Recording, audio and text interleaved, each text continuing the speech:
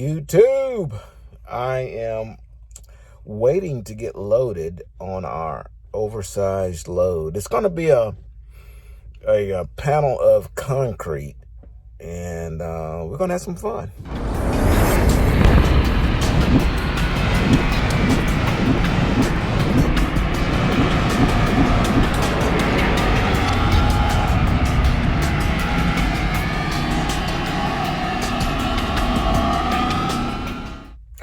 Tubiest of the tubiest, the best YouTube subscribers on the planet. That's you. And I'm 50 plus, and I'm sitting in this concrete yard waiting to be loaded. And we're going to pick up as a flat piece of concrete, and it's like pavement or something, but it'll be oversized. It'll be our first oversized load, so we're gonna have some fun with that. This video is going to I'm just gonna do some Q&As, and I'll kind of take some pictures of the stuff that we're gonna get. The next video will be us pulling this load. Okay, so let's get going with straight paper chasing trucker. He says, hey 50, how you feel about this YouTuber out here bad mouthing you about being a bad trainer? Y'all, if you follow me, you know who that is. I hear everybody saying you're a good trainer. What happened with that one? Every shoe don't fit, number one. And think about what you just said, because you just stated the truth. Everybody else saying good things. One person saying something bad. That statement alone speaks for itself, you know. And I'm not going to badmouth that person. I'm just not going to do it. I'm a grown man, and that person's an adult too, doing that. But whatever. I'm not going to dwell on it. It's in the past, and I wish them well. I always have, and I still do. Let's answer something else. I had another question that was pretty good. Let me see if I can find it. Stefan says, I got a question, 50. Melton is starting out at 46 cents a mile for rookies, but there's other flatbed companies starting at 54 for rookies. Do you think Melton is worth less pay, and are the miles consistent? I don't know that anybody is worth less pay. That's the first thing, because you are worth more than less pay, okay? But is it less pay? We've talked about this before, about chasing cents per mile, but what you're talking about is a pretty significant amount. I mean, it's like 8 cents per mile difference. That's pretty significant. I would first make sure the companies that are offering you that will hire in your area. That's number one. And that's not number one. That would be like 3 or something like that. Number one is, I don't give a shit if they are offering you $5 a mile. Do they have miles? Okay. Do they have freight? For instance, my son parked his double drop for about 3 months, because during this time of the year, that freight is a little slow. And he started pulling tankers. And it was mileage paid, but it was extremely high because it was tanker, right? And he stayed there for about maybe a month, and he was gone, because they paid very well, but they just didn't have enough freight, man. And then, you know, they have these bonuses that you can't reach, and then, you know, it's just, You just have to be very careful, okay? So just because its cents per mile is really high doesn't necessarily mean that they're going to be the better deal, because they may not have enough freight to keep you busy. Or they may have enough freight to keep you busy, but there are some things about them that make it not worth it, okay?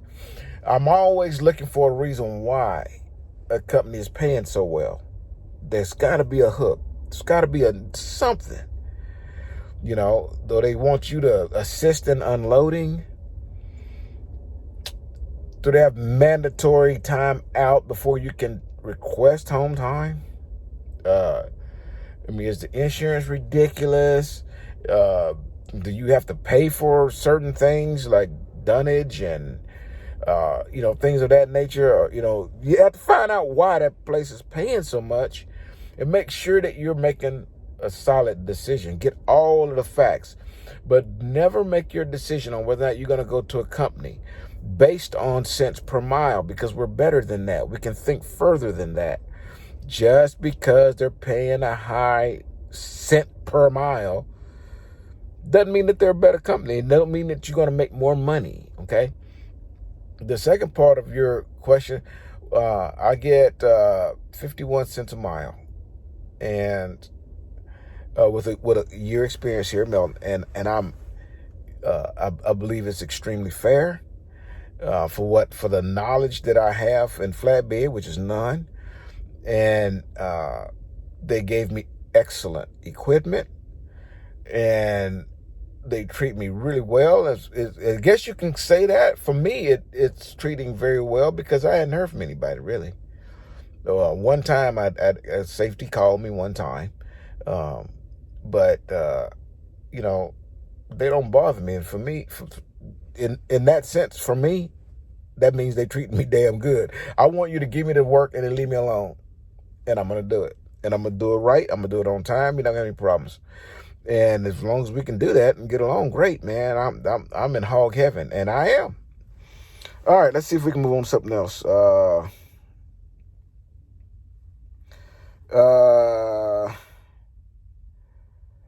love your videos, man. I want to get my CDL shortly. This is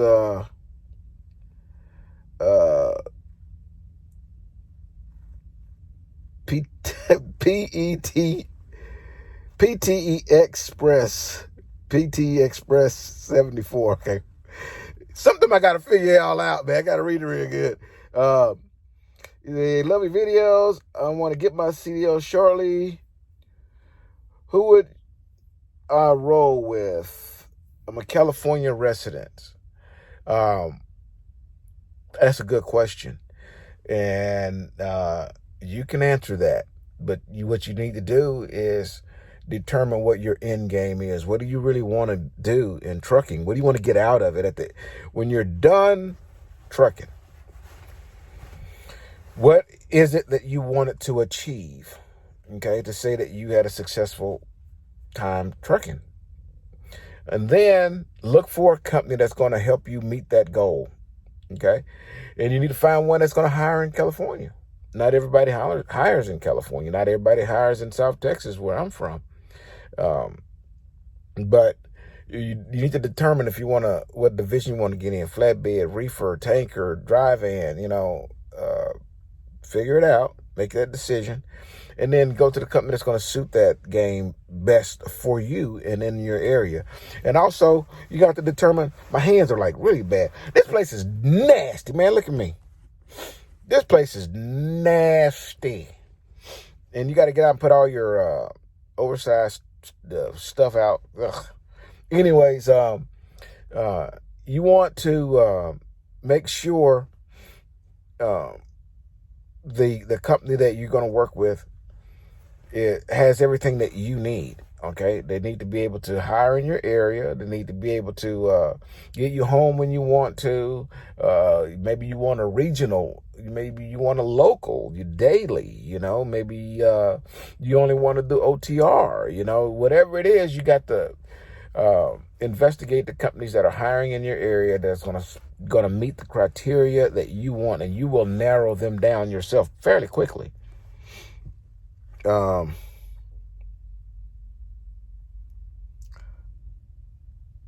rider. Tried out my Barry White voice in my last video. This is a sexy voice. Because I had the little ring. That little ring deal, man, and it was you guys. The UBS told me to get that, one of y'all specifically, but told me to get that ring, man, and that was some damn good advice. I really appreciate it. I like that little thing. It does really good. Red Star 76, we were talking about the weather being, when I was saying that, one day you might be in the north where it's, it's super hot, and then 2 days later you in minus degrees. That's what I did. And he and I are both from Houston, so we both familiar with the humidity. But when you get out there in that cold, man, that snow and that minor stuff, that just blow right through the bones of us Texans. We don't do it that well, Houstonians, we don't do that too good. Red Star, we were talking, that's the same guy. Okay. Caesar says, Caesar Rodriguez, he says, I'm thinking about flatbed. I'm thinking flatbed, but also thinking hard work. And yes, it is. It's not really hard work. I take that back. But it's more work. It's different work, okay, than dry van. But to me, it's more interesting than dry van. It's more, you're more involved and time goes by a little better, I never got dirty. I never had to buy these old nasty ass jumpsuits and all that kind of stuff, and feet muddy as hell. I mean, nasty and dirty. But dudes like playing in the dirt. Come on now. And I think I like big machines, man. We get to go and watch these big front end loaders and backhoes and all that kind of stuff. Backhoe. It's a tractor machine. What y'all thought I said? Come on now. But you got to be willing to get dirty, man. If you don't want to get dirty, and I'm a kind of a clean type of dude though. So I'm like constantly washing this truck out. That's why I put that little blow gun thing in here, man. When I get done with this load and we park for the night, I will be washing the floor of this truck and everything. I don't like dirt, but I like, I don't like living in it. I like playing in it. So if you like that, man, do flatbed. It's cool. I like it. It does make the time go by a little better, and it's more interesting to me. I like it. Okay. But you have to figure out what's going to work for you, Caesar. Okay. And then, because you're the one doing it. Okay. And you know what your physical capabilities are and what you really want to do. And don't step outside of that, man. Just stay where you want. Be happy, man. I mean, you're the one doing all the work, right? Mike Brown, 50 Trucker Journey. Know you're coming out of the building. Oh. Mike Brown brought up a good point for me. Is that he's a Swifty, and what I really, really, really miss about Swift is when I would go to the terminals and I get to see you guys. That was a real. Remember, I would take a lot of pictures, right? Because I really enjoyed meeting y'all, and I enjoy interacting with you all on YouTube. But when I see you in person and we get to chat it up and drink a coffee together and maybe eat lunch together and all that kind of, man, I just thoroughly enjoy it. I do miss that, and I do remember you, Mike. I really do, and I'm again, I miss that process. Nathan Hollis, he says, another great video. I wish everyone had a positive attitude. You had your positive attitude. Have a great upcoming week. Yes, I really appreciate that, man. And I do try to be upbeat and be positive, because that's what life is about. Okay, we make life what we want it to be. If you wanted to be a negative person all day, that's what you're going to be. And you're going to draw negativity. And some people are good with that. They want to live in it, Some people like drama. They have to live in drama all day, every day. Wake up, and, kicking a rock. But I want every day to be a prosperous day. I want the sun. I want the sun to shine. I want rainbows and unicorn and happiness. Do I expect that every day? Absolutely not. Is it going to come every day? I definitely know it will not. But I'm going to make it into that. It can be storm and rain outside, but it's going to be sun shining. In here, the sun's going to shine, okay? And that's what I want from you guys too. Just be happy with life, man. Make it happen. Let's get one more. I think we have 15 minutes. Let's get one more out of here.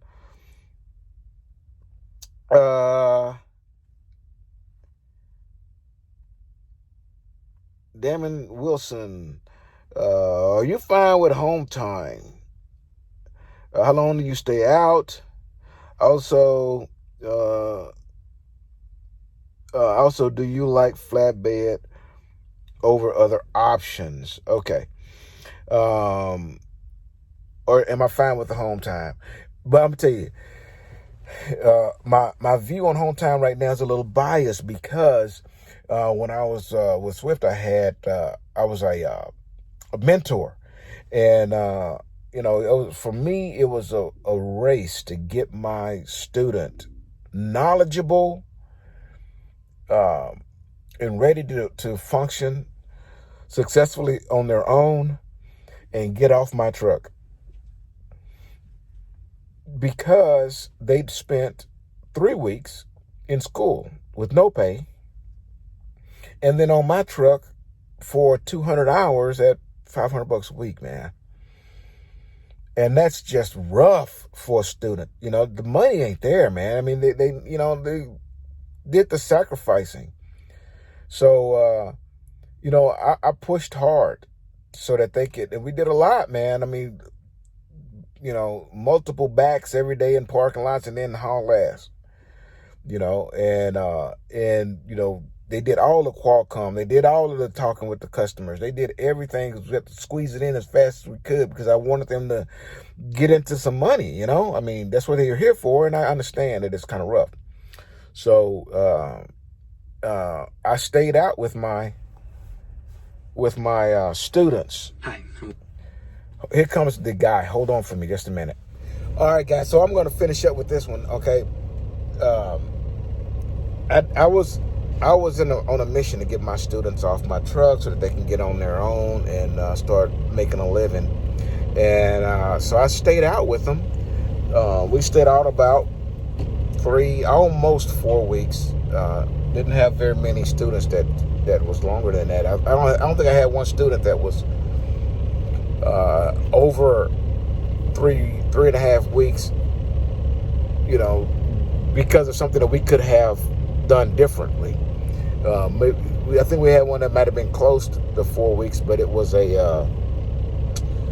was something else involved, like 34 or something. I don't know. But I stayed out for a month, man. Then I went home. And I was kind of satisfied with that. But now,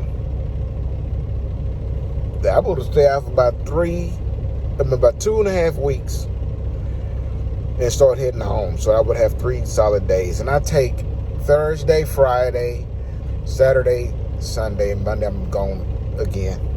And it's working out wonderful, man. I like it because I got 2 days during the week where I can handle business that you got to handle during the week. And then, some weekend time where my family is off work, and then we can, do some things together. So it works out really good. I've been enjoying the home time. It's working out really good. But about time for us to start getting loaded. So we're going to end this one here. Ubist, I appreciate you. If you're not already a subscriber, please do. Let's have some fun together. Here we go. Deliver undistracted. Here's your boot.